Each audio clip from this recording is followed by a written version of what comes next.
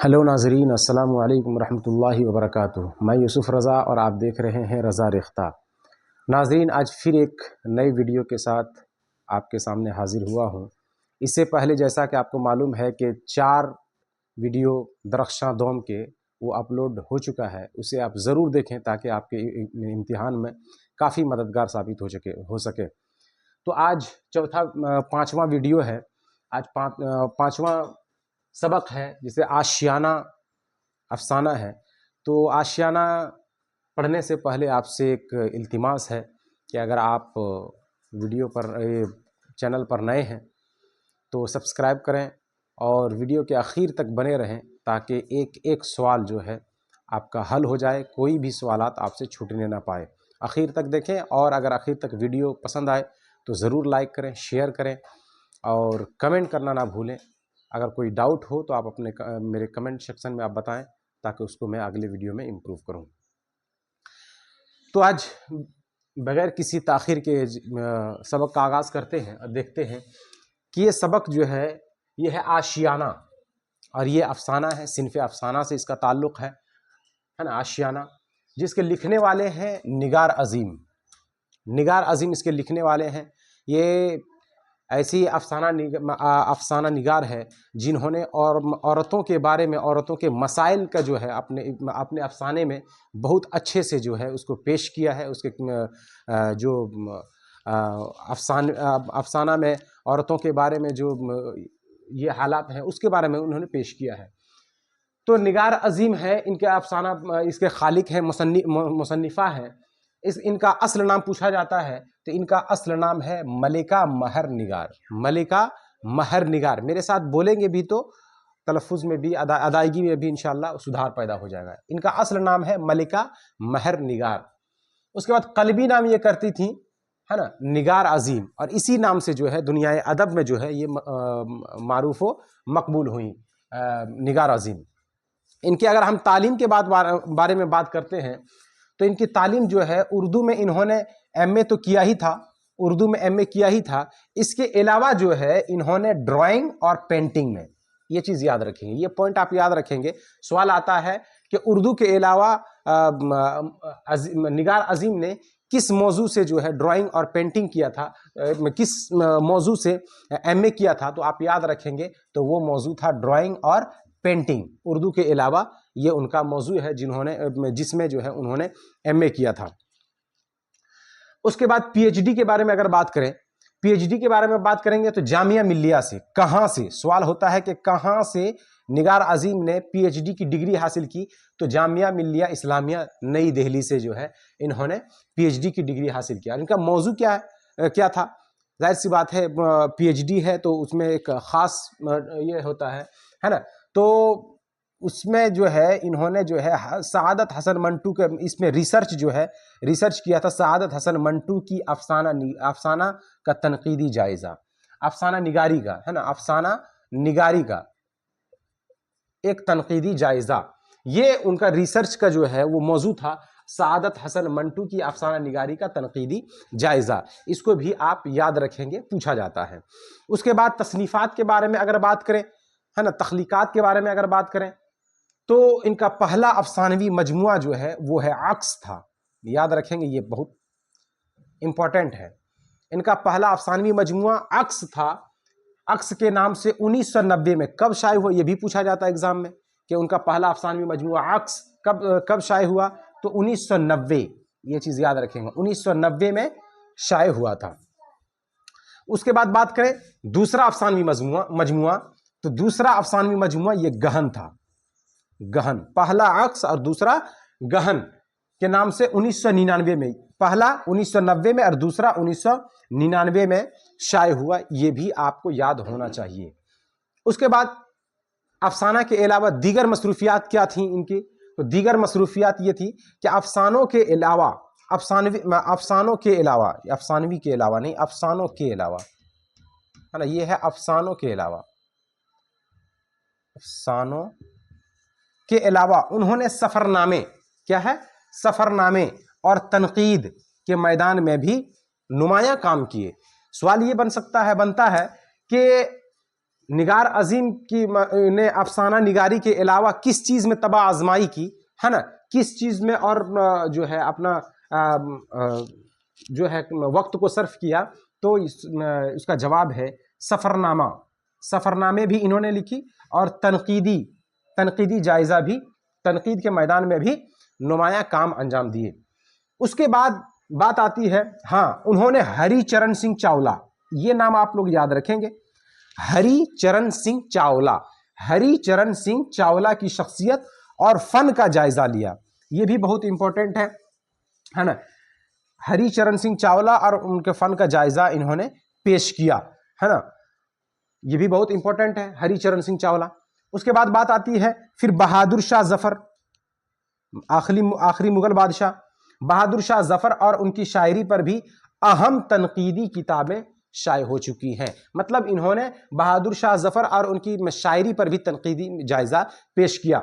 और आखिर में आता है कि सफ़रनामे, जब इन्होंने सफ़र के मैदान में काम किया तो उनका सफ़रनामा कुछ है, तो उनका सफ़रनामा है गर्दे आवारगी।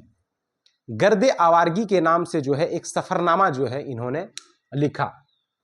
तो नाज़रीन, ये इस किताब में दरख्शां दौम में उनकी पैदाइश दिया नहीं है और ना ही इनका इंतकाल दिया है, इसलिए मैंने पैदाइश है ना, यौम पैदाइश नहीं लिखा और इंतकाल भी नहीं लिखा।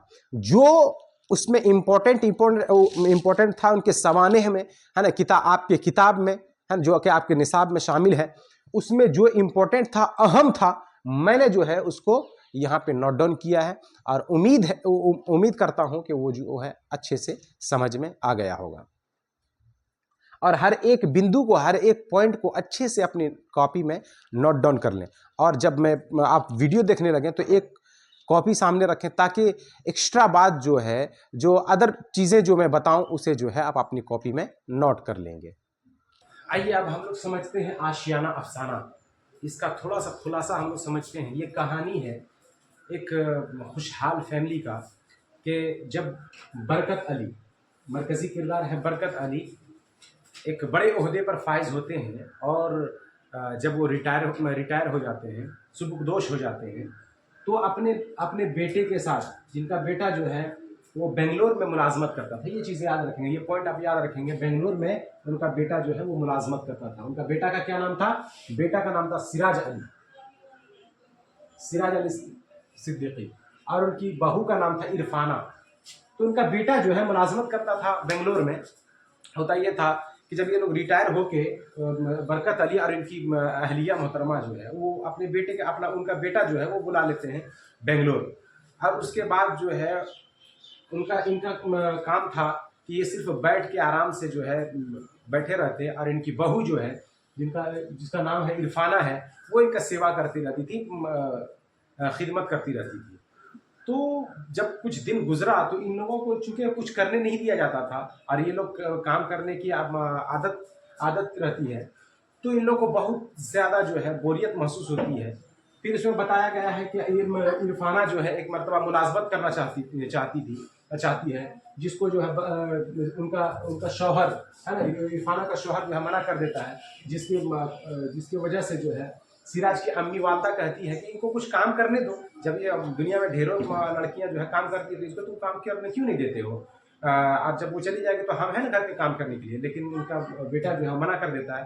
बहरहाल इन लोग दोनों को जो है एकदम बहुत अच्छे से खिदमत जो है वो करती है उसकी बहू। जो इन लोगों को आखिर एक ऐसा वक्त आता है जो इन लोगों को जो है गिरा गुजरने लगता है और सोचता है कि यहाँ रहेंगे तो हम लोग ऐसे ही जो है बैठे और खाना हाजिर हो जाएगा, हम लोग कुछ कर नहीं पाएंगे। तो जो है आखिरकार जो है इन लोगों ने इरादा किया, यानी बरकत अली ने अपनी अहलिया से कहा कि हम और तुम जो है चलो एक आशियाना, वही पुराने आशियाने में जहाँ हमारा घर है वही आशियाना में रहेंगे। तुम हमें खाने दोगी, चटनी ही सही, तो हम उसी जगह पे रहेंगे।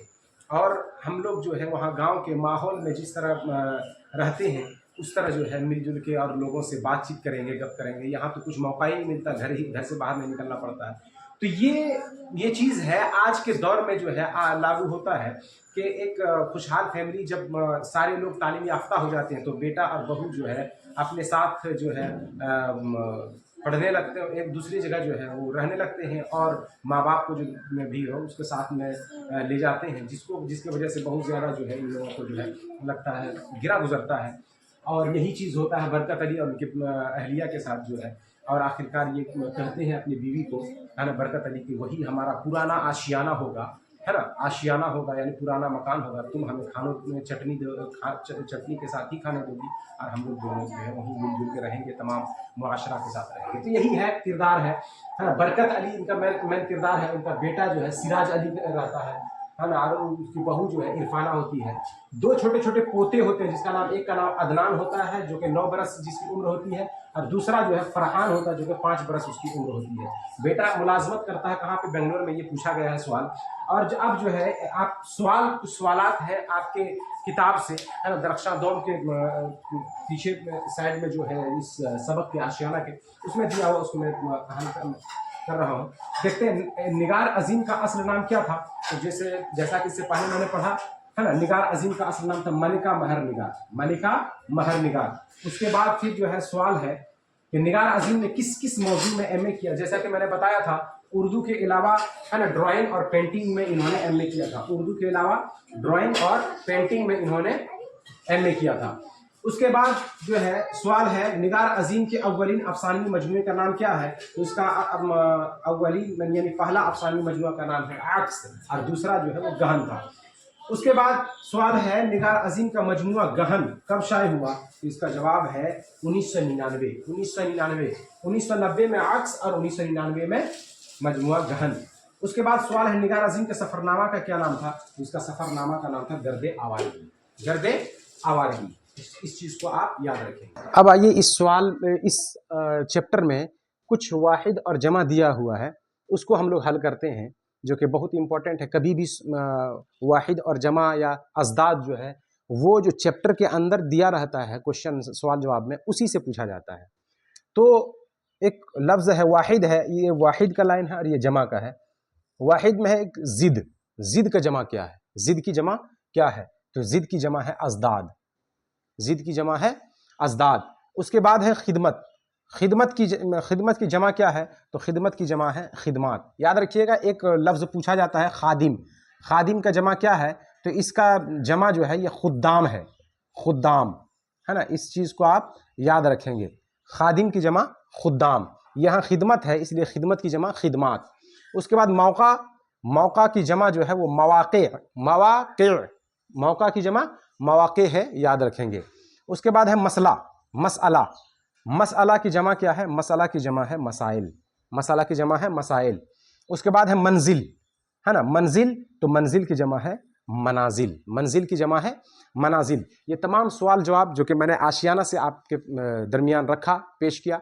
अगर आपको समझ में आया होगा तो अगर पसंद आया होगा तो आप वीडियो को लाइक करना, शेयर करना ना भूलें, है ना। अपने दोस्तों को शेयर करें ताकि और बेहतर से बेहतर जो है वो आपको इसका ये दे सकूं। अस्सलामु अलैकुम रहमतुल्लाहि